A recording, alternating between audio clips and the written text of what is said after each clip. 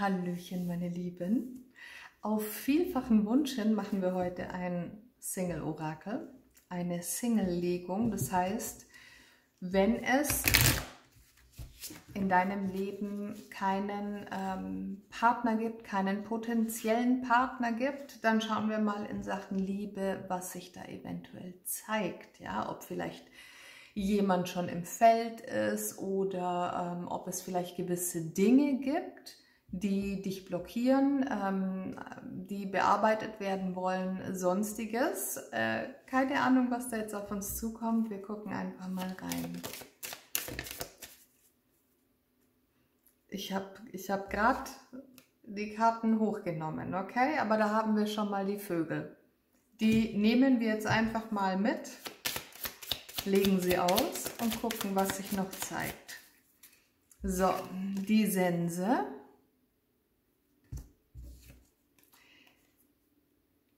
Der Turm.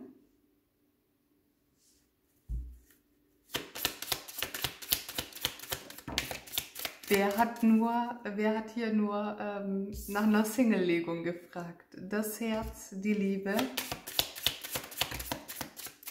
Heidewitzka, was ist denn da los? Das Kind und der Hund sind zusammengefallen und unter dem Deck der Sarg. Also es ist definitiv eine tiefliegende... Moment, nochmal. Es ist definitiv eine tiefliegende Thematik, eine tiefgreifende Energie. So rum. Es scheint mir hier, als würde sich etwas auflösen, beziehungsweise du bist gerade dabei, etwas aufzulösen, diesbezüglich, also bezüglich Thematik, Liebe, Partnerschaft, Verbindungen. Eventuell kommt hier noch etwas hoch, beziehungsweise eine gravierende Veränderung kommt in dein Leben. Ja, die Sache ist die, das Ergebnis ist definitiv geil, okay? Das lässt sich sehen, weil da haben wir Liebe, da haben wir Offenheit. Es zeigt sich hier aktuell zwar noch kein potenzielles Gegenüber, aber man ist dann für alles offen, beziehungsweise man zieht dann den richtigen Menschen in sein Leben. Für den Start allerdings, bis man hier in diese Herzöffnung kommt, haben wir erstmal diese Energien. Die Sense und der Turm. Und das ist, wir wollen das nicht schönreden, das ist Ratatabam. Okay, es kann sein, dass es dich hier, wenn du diesen Weg beschreiten möchtest, wenn du dich dafür entscheidest, die Liebe zu finden, beziehungsweise den Partner zu finden oder den Partner in dein Leben zu ziehen, der für dich bestimmt ist, dann steht diese Herausforderung noch vor deiner Nase.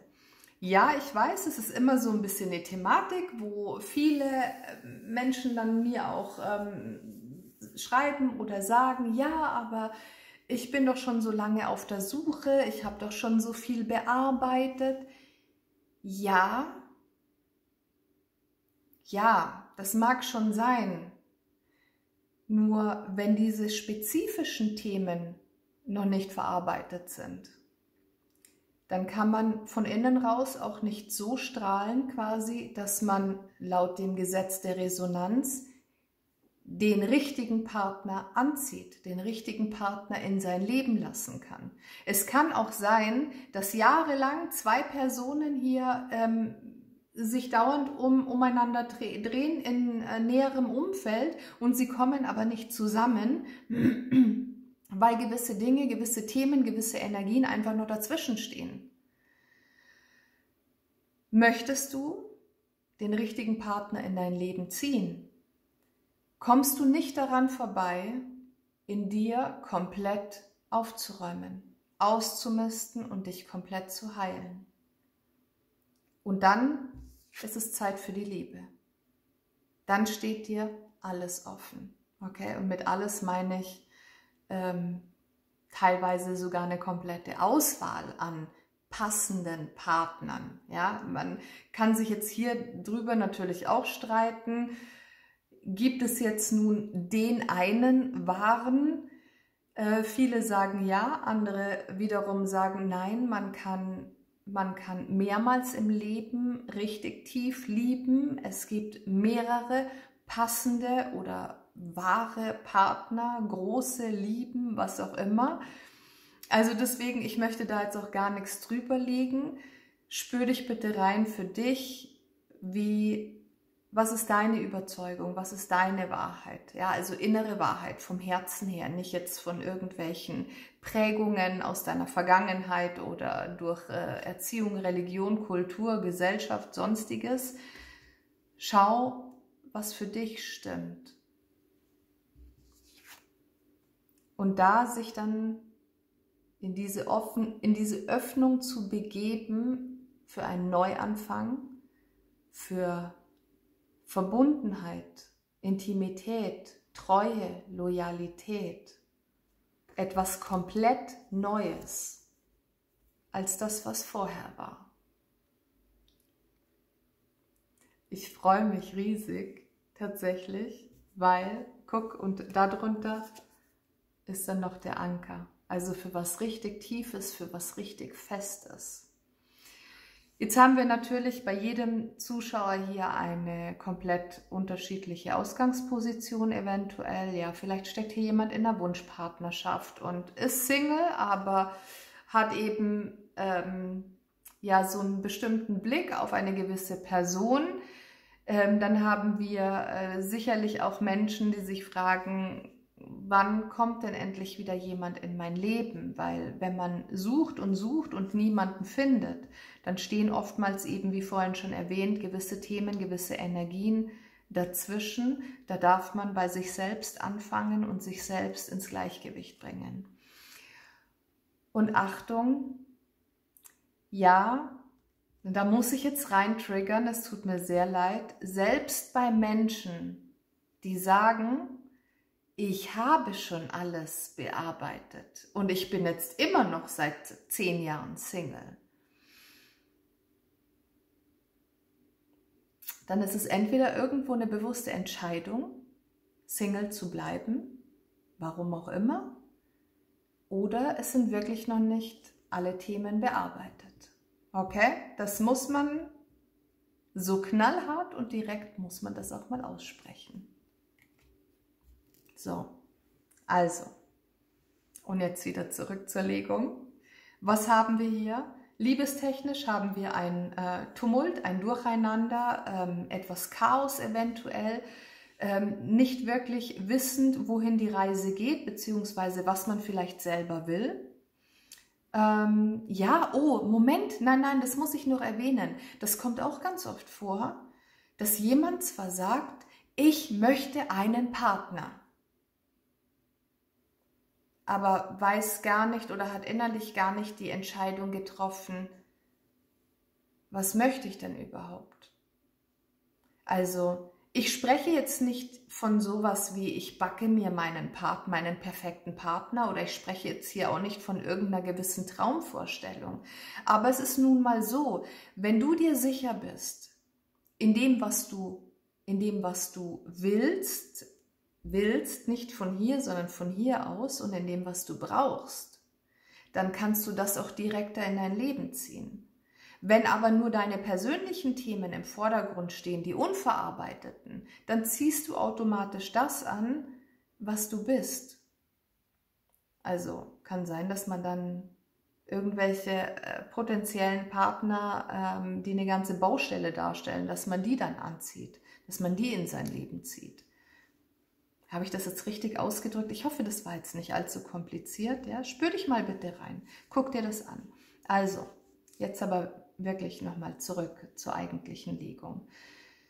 Wir haben ja ein großes Durcheinander, ob nun bewusst oder unbewusst, in Sachen Liebe, Beziehung, Partnerschaft, in Sachen Weg in die Partnerschaft, dass hier erstmal ein komplettes Reinigungsprogramm durchlaufen werden möchte. Ich habe es fast schon erwartet. Ja? Hier muss man durch etwas durchgehen. Da gucken wir auch gleich mal spezifischer nach. um in diese Herzöffnung zu kommen, um diese Liebe in sein Leben zu ziehen, diesen Partner, diesen zukünftigen, einen Neuanfang zu starten. Und ich spreche hier beim Neuanfang, das ist eine komplett neue Richtung. Es ist eine komplett neue Partnerschaft. Ja, das zeigt sich hier einfach durch das Herz, das Kind mit dem Hund, eine Partnerschaft, die du vorher noch nie so kanntest. Und der Sarg hier unterm Deck. So, mit was gucken wir weiter? Wir schauen jetzt erstmal auf die Herausforderung. Oh, warte mal.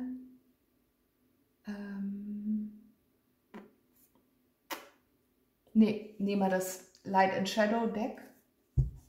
Da haben wir dann nämlich direkt quasi die Dinge, die nicht gelebt werden, beziehungsweise die Schatten, die blockieren. Jetzt bin ich gespannt. Wie bekommst du wieder Ordnung rein? Welche Themen zeigen sich? Welche Energien möchten aufgearbeitet, geheilt werden? Was möchte aufgelöst werden bzw. gelebt werden? Eine Art, was darf kommen und was darf gehen?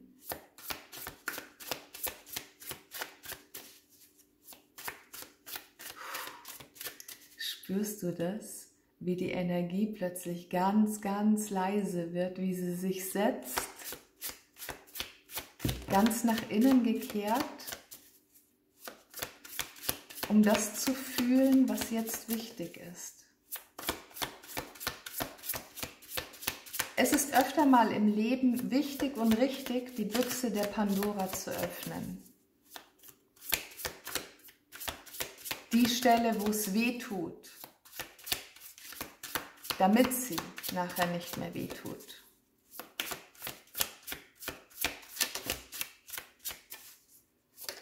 Zwei haben wir schon mal, 3,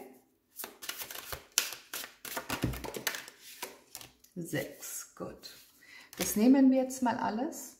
Das können hier unterschiedliche Themen sein. Es kann alles mit dir persönlich zu tun haben, kann aber auch sein, weil es ja ein allgemeines Reading ist, ein kollektives Reading, kann sein, dass hier verschiedene Energien zu verschiedenen Personen gehören. Deswegen spür dich einfach rein.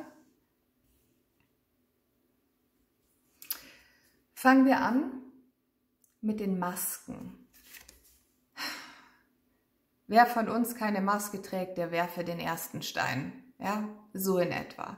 Masken, Rollen. Hier und da funktioniert jeder von uns mal. Hier und da stapft jeder mal durch nicht die eigenen Fußstapfen, ja, vielleicht die Fußstapfen der Eltern oder so, geht in anderen Schuhen, lebt sein eigenes Leben nicht, etc. pp. Wer bin ich? Die große Frage, was sind meine Masken? Erkenne ich meine Masken noch oder sind sie schon so mit mir, mit meinem Sein verwachsen, dass ich mich nicht mehr unterscheiden kann? Also meine Essenz, mein Innerstes von dem, wie mich die Außenwelt wahrnimmt oder wie ich mich ihr zeige.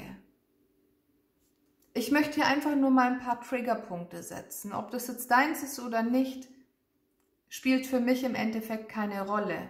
Sei ehrlich und aufrichtig zu dir. Wenn du das hier siehst und es ist dein Reading, dann konfrontier dich. Knallhart und unverschönt. Das ist der beste und schnellste Weg durch diese Phase.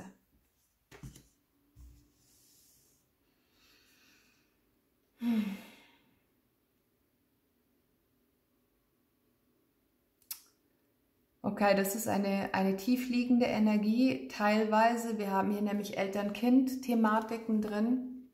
Wir haben hier aber auch eigene Verhaltensmuster mit drin. Also es geht um dein Halschakra, es geht um die eigene Sprache, es geht um die eigene Wahrheit. Wo durftest du dich nicht äußern, dich nicht ausleben? Deine Wahrheit nicht sprechen? Wo wurde dir der Mund verboten? Wo schweigst du heute immer noch, in welchen Situationen? Ein einfaches Beispiel, das mir gerade einfällt: Ich möchte nicht in den Konflikt gehen, weil ich die Harmonie erhalten möchte. Jetzt ist es aber so, die Wahrheit kommt meistens nicht ans Licht, wenn man versucht, die Harmonie krampfhaft festzuhalten, sondern nur dadurch, indem man in den Konflikt geht, indem man in die Konfrontation geht. Es ist Zeit zu sprechen. Es ist Zeit, den Dingen einen Namen zu geben. Sprich aus, was dir auf der Seele brennt.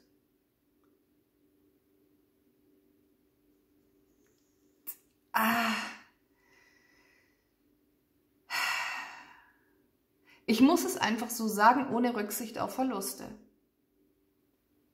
Wenn du anfängst, deinen Mund aufzumachen, werden Menschen dein Leben verlassen. Weil du warst für diese Menschen bisher nur gut, wenn du deine Klappe gehalten hast, wenn du Ja und Amen gesagt hast. Okay?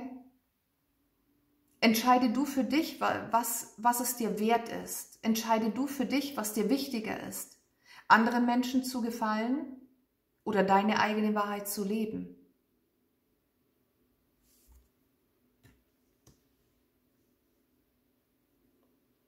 Vielleicht wurde dir als Kind der Mund verboten. Wer kennt's nicht? Jetzt bist du erwachsen. Jetzt darfst du dir das Recht nehmen, zu sprechen, zu schreien. Trage deine Wahrheit hinaus in die Welt. Sei offen und ehrlich. Sprich, was du denkst. Die Menschen um dich herum, die nicht deiner Wahrheit standhalten können, sind auch nicht für dich bestimmt. Aber das ist ein Lernprozess. Das ist ein harter Lernprozess, in dem man sich teilweise vielleicht auch mal des Öfteren einsam fühlt. Man ist aber nicht einsam und man bleibt erst recht nicht einsam. Kopfspielchen, Gedankenspiralen, Gedankenmuster, Glaubensmuster, alles zu viel überdenken. Der Kopf ist hier sehr stark. Der Kopf ist ganz, ganz stark. Ego-Themen, vielleicht Ängste und Zweifel. Nur zur Erinnerung kurz am Rande, wir sind hier quasi in dieser Anhäufung von Herausforderungen, die sich hier zeigt, damit du dich öffnen kannst für die Beziehung. Wie sieht es aus in den Ex-Beziehungen, in den Ex-Partnerschaften, in den bisherigen Verbindungen im Allgemeinen? Hier geht es um eine zwischenmenschliche Herz-zu-Herz-Verbindung, egal ob zu Eltern, zu Partner, zu Freunden, zu Familienmitgliedern, vollkommen wurscht. Das spielt alles mit rein, das spielt alles in diese Energien bezüglich bezüglich Partnerschaft, Liebe, Herzensverbindungen.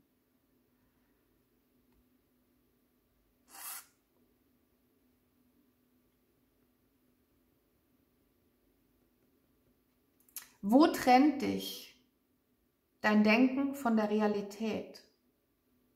Unsere Gedanken sind manchmal so richtig arschig. Ja, die sind in der Lage, uns sämtliche schlimmste Ereignisse vorzuzeigen, aufzuzeigen, die nichts und null mit der Realität zu tun haben. Nur aus den eigenen Ängsten raus, nur aus den eigenen Zweifeln raus. Manchmal ist es so notwendig, dem eigenen Kopf zu sagen, halt deine Schnauze. Drehen wir die Stimme der Intuition wieder laut. Diese Ego-Stimme, die hier sehr viel mitbestimmt, die in deiner Vergangenheit auch viel zu laut gesprochen hat, die wird immer da sein, die wird immer ein Teil von dir sein. Ja, das ist einfach ein Teil von uns, weil wir sind Mensch auf dieser Ebene. Wir sind hier in dieser Dualität. Da gibt es nicht nur das eine. Nein, es ist ganz im Gegenteil, es sind so viele Facetten. Wichtig hierbei ist aber zu erkennen und zu unterscheiden. Wie, wo, was, warum.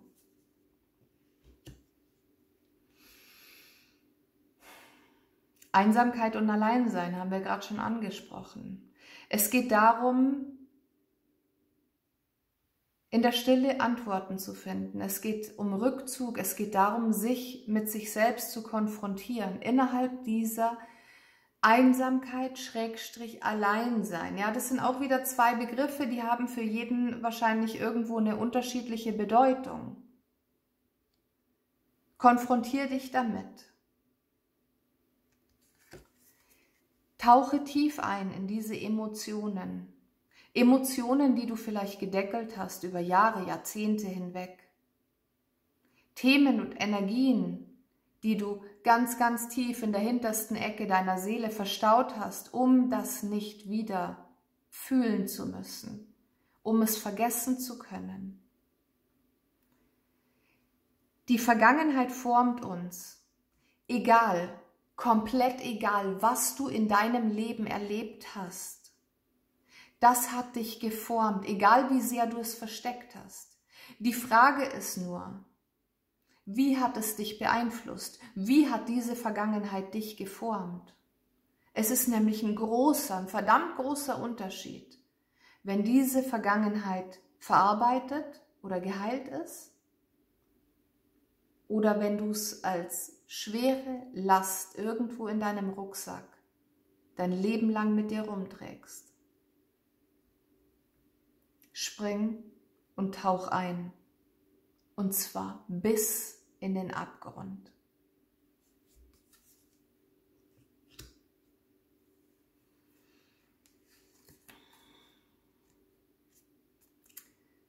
Taubheit, Ohnmacht, Handlungsunfähigkeit, Bewegungslosigkeit. Was ist dir widerfahren, dass du dich nicht in dem Maße bewegen kannst in deinem Leben? Welche Schranken gibt es noch, die dich daran hindern, du selbst zu sein? Welche Schuld, welche Last trägst du noch auf deinen Schultern?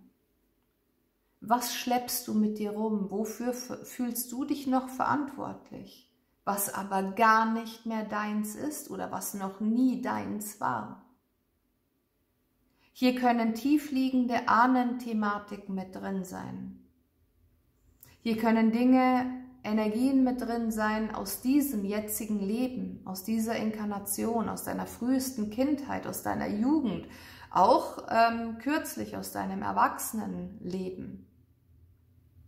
Was ist da noch nicht aufgeräumt? Was fesselt dich noch? Was hält dich zurück? Was hält dich klein? Was schränkt dich ein? Mach dich frei. Du bist der Hauptdarsteller in deinem Leben. Du bist die Königin oder du bist der König in deinem Königreich. Der Thron, dieser Thron, kann nur von dir besetzt werden. Sei dir bewusst, wo du gerade stehst, ob du irgendwo im Staub dahin kriechst oder ob du auf deinem Thron sitzt.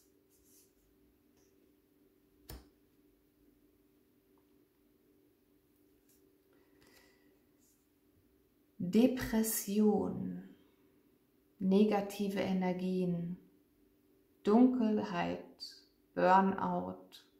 Wir nehmen alle diese Energien mal hier mit rein, weil auf diesen Karten sind es halt eben nur Begriffe, aber ich glaube, das Bild spricht mehr als 1000 Worte. Die Suche nach dem Licht, die Suche nach dem Ausweg in ausweglosen Situationen. Es ist nie und nimmer ausweglos. Wenn man in einer Sackgasse steckt und den Ausgang oder die Richtung nicht erkennen kann, heißt es nicht, dass es nicht existiert. Manchmal sind wir einfach blind dafür. Manchmal ist es nur ein kleiner Schritt nach vorne, nach links oder nach rechts oder ein kleiner Schritt zurück, um dieser Situation dieser Dunkelheit zu entkommen. Ist jetzt natürlich ein größeres Thema. Ich meine, wenn jetzt hier wirklich Thema Depression noch mit eine Rolle spielt, dann ist es etwas, was nicht von heute auf morgen aufgelöst ist. Da ist es, vielleicht gibt es hier Themen, die nur mit professioneller Hilfe gelöst werden können, beziehungsweise aufgearbeitet werden können. Deswegen möchte ich hier auch gar nicht weiter noch was mit reingeben. Guck bitte, wo du stehst, was dein Thema ist. Ja, im leichteren Verlauf, sage ich jetzt mal, sind es hier einfach nur negative Energien, die dich umgeben, von denen du dich aber mit einer kleinen Entscheidung loslösen kannst. Finde für dich bitte raus, was es ist, wie tief es geht und was man tun kann.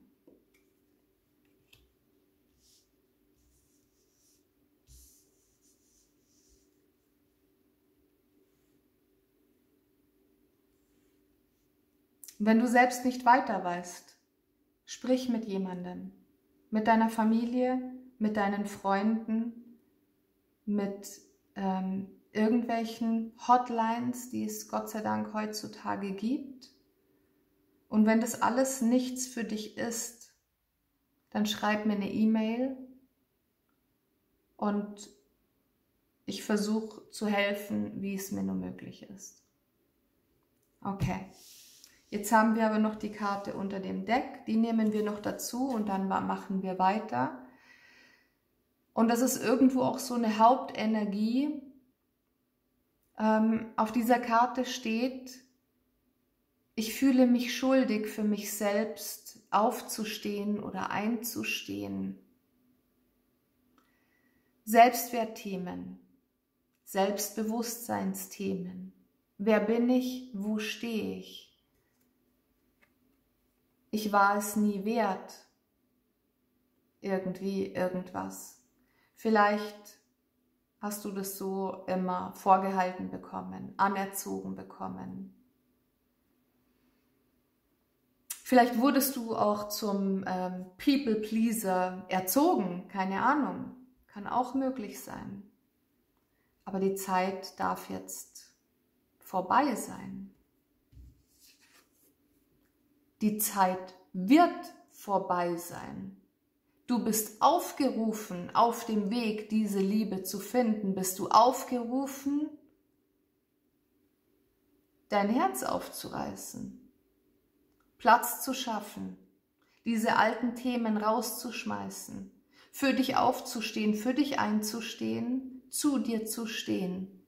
Egal, wen du damit vor den Kopf stößt. Ganz egal. Weil die Menschen um dich rum, egal ob Familie, Freunde, sonst wer, die haben ihr eigenes Leben. Die sind Hauptdarsteller in ihrem eigenen Film. Bei dir geht es aber um dich. Wenn du nicht mehr da bist, meinst du, es schert sich irgendwer um dich? Oder sagt dann, oh, hätte ich doch. Nein. Dein Leben ist im Hier und Jetzt. Lebe es gefälligst. Verdammt nochmal.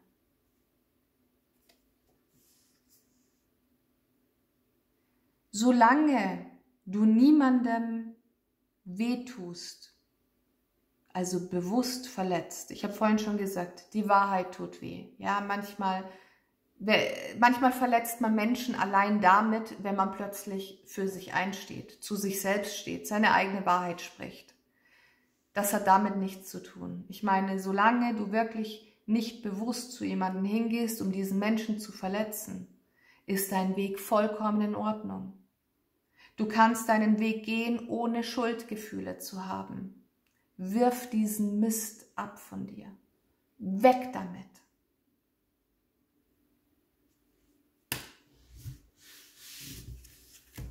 So, das waren jetzt so einige der wichtigsten Themen, die hier angesprochen werden wollten. Jetzt gehen wir weiter in diese große Transformation des Neuanfangs. So, einmal kurz die Zeit checken. Wir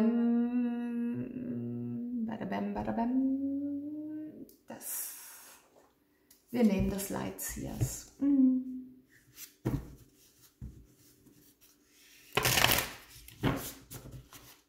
Das wäre doch gelacht, wir bringen hier Ordnung in dieses Herzenskopf-Chaos. Ja, wobei, ich sehe hier nicht, dass im Herzen irgendein Chaos herrscht. Da sind gewisse unverarbeitete Themen, da sind gewisse tiefe Wunden, ja, aber das meiste, was dir hier dazwischen steht, das sind die Kopfthemen. Ist hier ein König der Stäbe gefallen?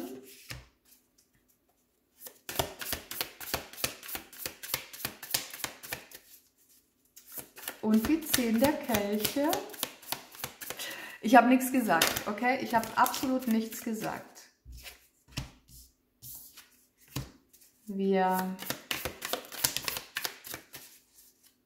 So. Gut. Also.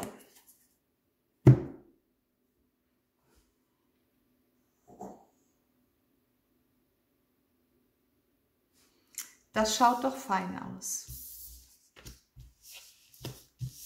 Pass auf. Hier ist ein König der Stäbe. Der zeigt sich hier in deinem Feld, wenn dein potenzieller Partner eine männliche Person ist. Okay? Wenn es eine weibliche Person ist oder sein soll, dann stell dir hier einfach die Königin der Stäbe vor. Okay? Aber dieser König der Stäbe bedeutet einfach nur dein zukünftiger Partner, dein zukünftiges Gegenüber. Also, da haben wir die 10 der Kelche noch und die 10 der Stäbe. Das ist so ein bisschen eine gemischte Energie, weil ich hier sagen muss, hier gibt es verschiedene Themen und es heißt nicht, dass diese Themen erst komplett aufgearbeitet werden müssen, um in seinem Leben weiterzugehen. Das heißt es nicht. Aber ich empfehle dringend, dass man wirklich so weit an sich arbeitet, bis man in einer gewissen Leichtigkeit dasteht. Weil sonst zieht man auch wieder Menschen, potenzielle Partner in sein eigenes Leben, die vielleicht noch eine weitere Baustelle eröffnen, die vielleicht auch hier wieder Belastung reinbringen. Okay? Zum einen. Zum anderen ist hier aber jemand, der mit dir diese Last gemeinsam tragen möchte. Dieser König der Stäbe, der mit dir diese Liebe, diese Beziehung, diese Verbindung in Fülle und Erfüllung leben möchte. Der mit dir gemeinsam diese Last, die du noch teilweise dann auf den Schultern trägst. Ich meine, wie gesagt, wir sind nicht von heute auf morgen damit durch. Nicht mit allen Themen. Manchmal kommen aus der Tiefe auch nochmal weitere Themen durch. Aber dieser Mensch steht schon bereit, um diesen Packen mit dir gemeinsam zu tragen. Der gibt dir eventuell auch oder überträgt dir das Feuer, die Motivation oder auch die Disziplin, die Leidenschaft dafür, das Leben zu leben und die Herausforderungen anzunehmen, egal was hier kommt.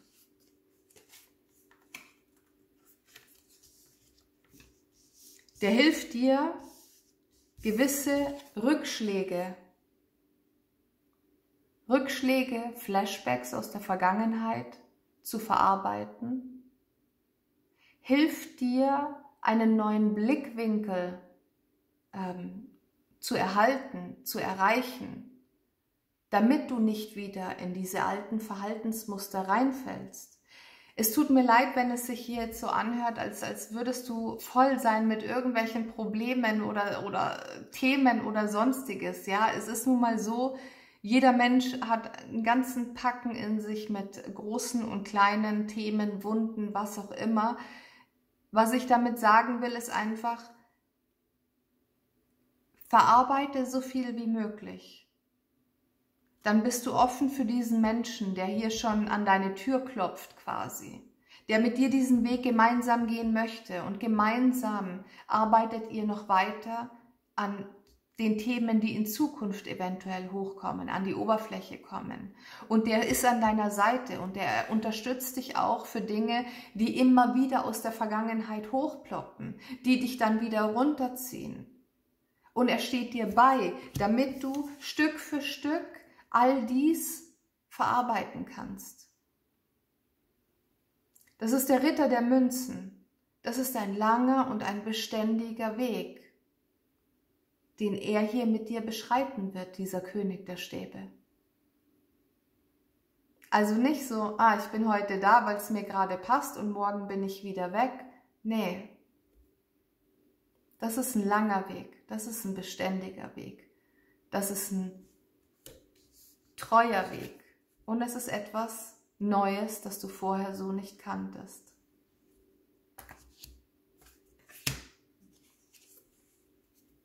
Unterm Deck die 4 der Stäbe. Das ist die Einheit, das ist die Hochzeit, das ist die Verbindung, das ist das Fundament. Das Fundament, das er mit dir zusammen erbaut.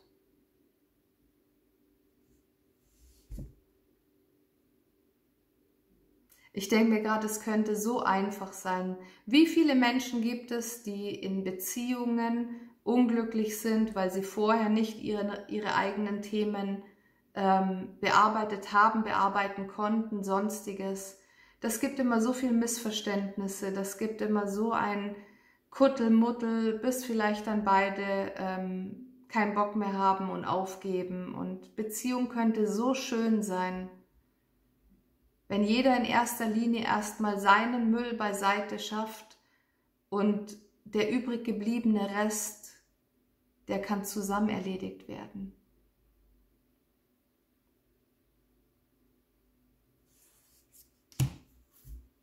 Ja. Meine lieben Singles, diese Legung war jetzt ein bisschen tiefer als gedacht, aber ich hoffe, du kannst was damit anfangen. Ich hoffe, du hast einige Impulse, Hinweise gehört, gesehen, wahrgenommen, die dir auf deinem Weg weiterhelfen. Und jetzt verabschiede ich mich erstmal. Alles Liebe. Ciao, ciao.